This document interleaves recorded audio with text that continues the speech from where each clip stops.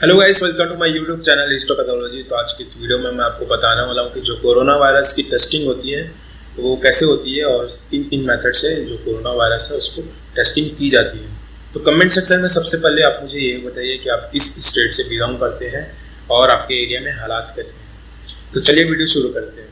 तो सबसे पहले जानते हैं कि कोरोना वायरस की जो टेस्टिंग होती है इसमें किन किन मेथड को हम यूज़ करते हैं। तो सबसे पहले जो होता है वो रैपिड किट मेथड यूज़ करते हैं, जिसे हम रैपिड एंटीबॉडी टेस्ट के नाम से भी जानते हैं। तो ये जो टेस्ट होता है ये ठीक वैसे ही होता है जैसे एक प्रेग्नेंट लेडी होती है, वो अपना यूरिन का सैंपल उस किट में डालती है, उसके बाद उसमें 2 लाइनिंग आ जाती है, उससे पता चल जाता है कि वो प्रेग्नेंट है।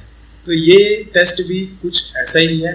इसमें यूरिन की जगह हम एंटीबॉडी डालते हैं, उसमें जब 2 लाइनिंग आ जाती है तो हमें पता चल जाता है कि ये कोरोना पॉजिटिव है। तो आपको पता होगा कि जो पेशेंट है, कोरोना के पेशेंट है, उसे आइसोलेशन वार्ड में रखा जाता है कम से कम 14 दिन तक। कई लोगों की सिम्टम्स पहले ही आ जाते हैं 14 दिन के पहले। तो 14 दिन जो होते हैं वो इंक्यूबेशन पीरियड होता है। जब तक फर्स्ट साइन एंड सिम्टम्स नहीं आ जाता तब तक वो इंक्यूबेशन पीरियड कहलाता है। जब उसमें साइन एंड सिम्टम्स आ जाते हैं उससे हमें पता चल जाता है कि इसको कुछ डिजीज़ है। उसके लिए टेस्ट परफॉर्म किया जाता है। जो रैपिड किट मेथड होता है उसे हम पहले यूज़ करते हैं, जिससे कुछ घंटों में कोरोना वायरस पता चल जाता है। तो इस टेस्ट में क्या होता है, इस टेस्ट में हम एंटीबॉडी का यूज़ करते हैं। तो सबसे पहले जो पेशेंट होते हैं उसके बॉडी से ब्लड विड्रॉ किया जाता है। ब्लड विड्रॉ करने के बाद जो ब्लड होता है उसको सेंट्रीफ्यूज किया जाता है। उसमें जो प्लाज्मा होते हैं उसमें एंटीबॉडी होते हैं, तो उस एंटीबॉडी को उस किट में डाला जाता है। अगर 2 लाइनिंग आ जाती है तो पता चल जाता है कि उसे कोरोना पॉजिटिव है। लेकिन ये जो किट मेथड है ये उतना असरदार नहीं होता, क्योंकि ये जो किट मेथड है कोरोना के लिए ये उतना एडवांस नहीं, अभी नया नया आया है मार्केट में। तो कुछ टेस्ट होते हैं जो कि फॉल्स टेस्ट होते हैं, जो कि इसमें जो रिपोर्ट्स होते हैं वो फॉल्स होते हैं। तो जिसका नेगेटिव होता है उसका भी कभी कभी पॉजिटिव आ जाता है। तो इसलिए RT-PCR मेथड का यूज़ करते हैं, जिसमें हम कंफर्म कर लेते हैं कि इससे कोरोना वायरस पॉजिटिव है कि नहीं। तो ये जो मेथड है इसमें कुछ घंटों में हमें पता चल जाता है। एक तो इसका ये फ़ायदा है, और 2-3 दिन के अंदर अगर बॉडी जो हमारे बॉडी में जो एंटीबॉडी प्रोड्यूस होता है उससे हमें पता चल जाता है।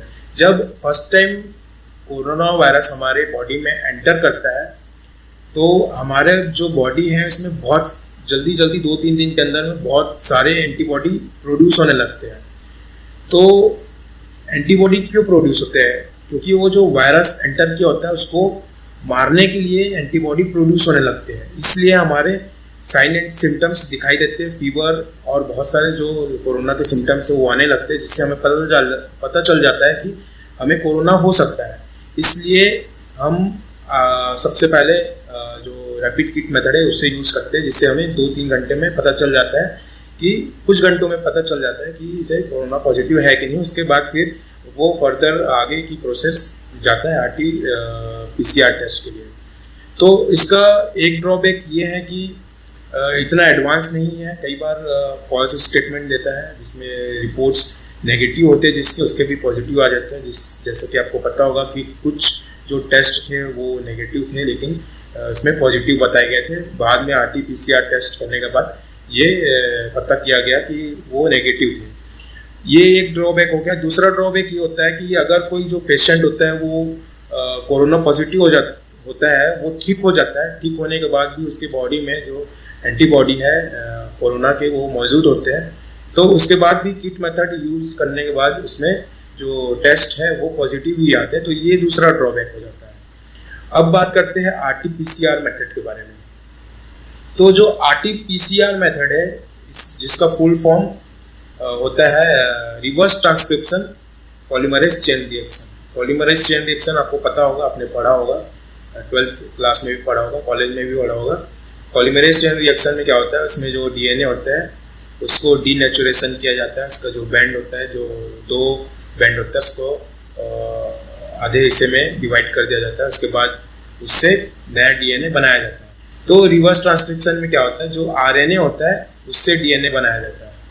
तो जो डीएनए है, डीएनए से सभी ऑर्गेनिज्म के आइडेंटिफिकेशन के बारे में हमें पता चल जाता है कि ये वही है कि नहीं।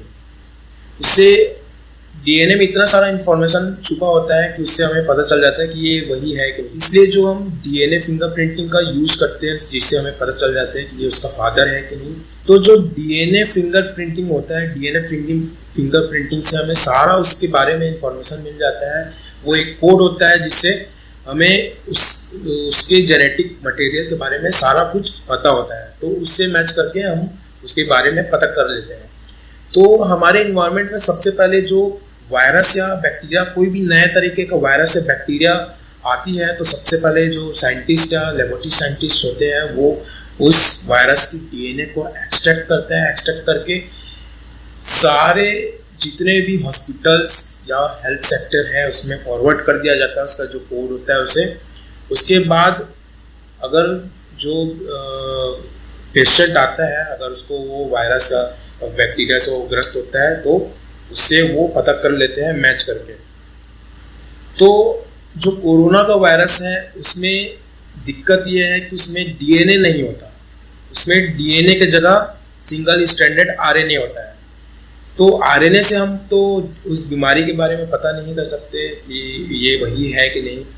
तो इसलिए रिवर्स ट्रांसक्रिप्शन किया जाता है। रिवर्स ट्रांसक्रिप्शन से क्या होता है, रिवर्स ट्रांसक्रिप्शन से जो आरएनए होता है वो डीएनए में कन्वर्ट हो जाता है, और डीएनए में जब वो कन्वर्ट हो जाता है तब उसे हम उस वायरस के साथ मैच करके पता कर सकते हैं कि ये वही वायरस है, ये वही कोरोना का वायरस है, और हम रिपोर्ट में पॉजिटिव, कोरोना पॉजिटिव दे देते हैं। तो इस तरीके से ये जो RT-PCR टेस्ट है ये परफॉर्म किया जाता है, और रैपिड किट मेथड ये परफॉर्म किया जाता है, और कोरोना की टेस्टिंग इस तरह से होती है। हमारे इंडिया में जो कोरोना के केस हैं हमारे पॉपुलेशन के हिसाब से बहुत ही कम है, 2 या 3 लाख के आसपास है अभी कोरोना के जो केसेस हैं, जिसमें 1 लाख से ज़्यादा लोग तो रिकवर भी हो चुके हैं, और हज़ारों की संख्या में डेथ भी हुई है।